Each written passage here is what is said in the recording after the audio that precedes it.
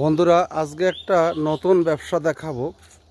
সেটা হচ্ছে, আপনার যদি রাস্তার পাশে কোনো জায়গা থাকে তাহলে আপনারা এই ধরনের ইট ভাঙিয়ে ব্যবসা করতে পারেন।